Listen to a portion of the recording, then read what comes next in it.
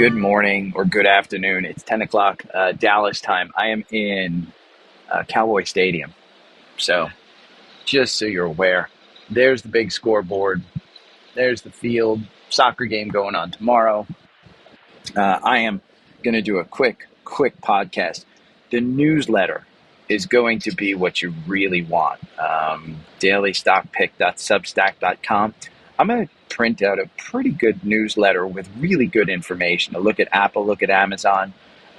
Start nibbling on Apple. I will post you both sides. Dan Niles sold Apple, and he gives reasons why he sold Apple, really good reasons. And there was a really good trader who said, hey, I started nibbling on Apple and started adding in. So those two things, I think you could really do yourself a favor and start. If you don't have a position currently in Apple, I think you could absolutely get into Apple. I will post both of those in the newsletter.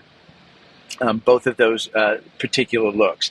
Now, Apple is up 0.76 today. It did get you out in the 4-hour algorithm. It did get you out. You had a MACD cross down happen. The RSI is trending upward. It's at 41, coming off of 37. So you just hit the 200-day. Now, on a long term, we looked at this, I think, earlier this week. You're not even at the 50-day. So you do have some downside potentially. And this is a weekly, and the weekly candle currently is red. But you do have a weekly red candle, which is fairly big. It's a 4.89% period change. So your high has been 189, your low has been 173. Right now you're trading at 179, so you're right in the middle. Again, if you don't have a position in Apple, I think it's a good time to take it. Just understand there may be more volatility on the downside because, like I said yesterday, Apple is 15% of Apple's revenues are in China. And when China starts restricting stuff, that's dangerous. The other one that I'm going to look at in the newsletter is Amazon, because Amazon has come down. You're in this ascending wedge, but it has come down to this 9 and 21 day and the 50 day on a 4-hour algorithm. If we look at a weekly on Amazon, you're kind of capitulating right around this 200 day. And I think you've got more upside in Amazon to go, even again, if the STC comes out with something. So I'll put both of those charts in the newsletter. One that I do want to warn you about is NVIDIA.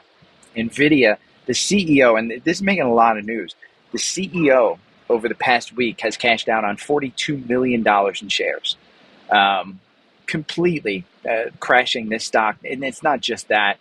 There's a lot of talk about how it's overvalued, how there are issues with this, the stock being overvalued, blah, blah, blah. So NVIDIA, I'll post a chart in the newsletter as well. I want to point out to you that this is a 100% a stock picker's market. And the reason is, look at NVIDIA. On this week, you've gone from 36, it looks like on September 6th, all the way down up to 38. So you've had a great move in NVIDIA. It's still got confirmation. This 100% is a stock picker's market. I posted a great one on Twitter yesterday. Let me go to my profile and show you what I posted. I posted a couple of things that will make it into the newsletter. The first one that I want to show you is this one. A year ago in September, TrendSpider posted this chart about May 19th, June 19th, July 19th, and August 19th, and you were up at the top of this trend, and you were heading down. I think this was yesterday, so it was September 7th, 2021, that they posted this. Guess where it went? Yeah, I posted the chart in the private Facebook group. I will post it again in the newsletter. I posted that one, and that was great.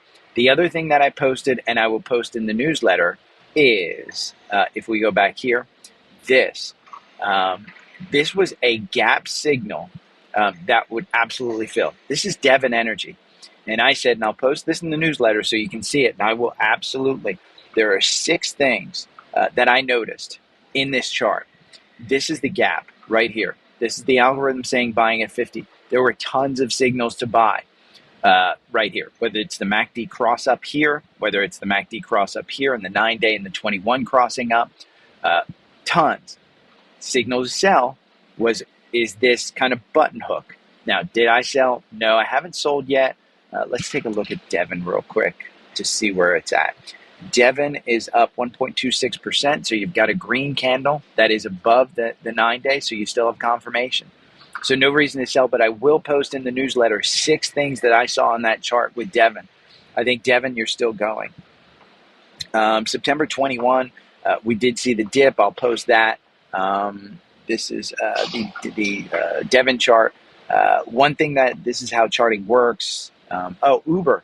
The Uber CEO yesterday made some comments, and he commented about really upbeat color on continued EBITDA performance, how he's optimistic.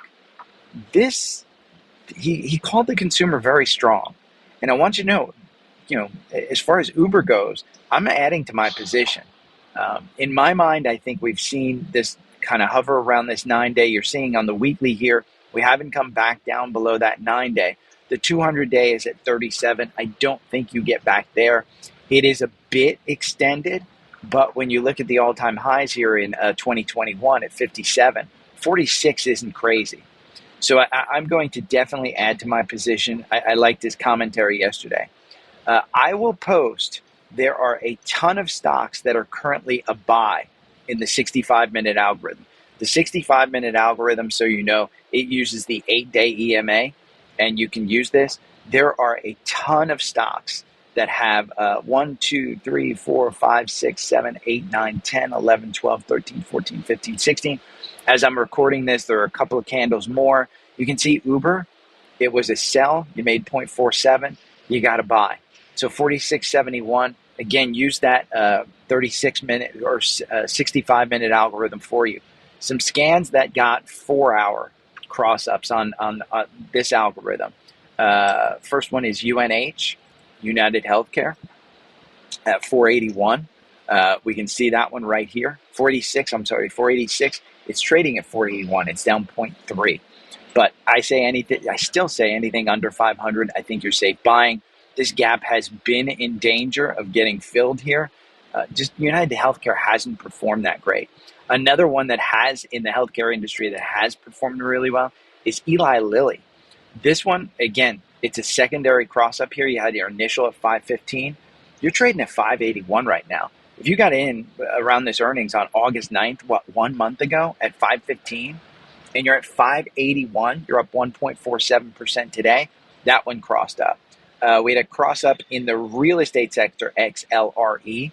We also have a cross up in Rocket Mortgage. Rocket Mortgage, I think that's a cross up. Rocket Mortgage 1048. I need to change that from RKKT there. AbbVie had a cross up. PG, Old Dominion, ODFL.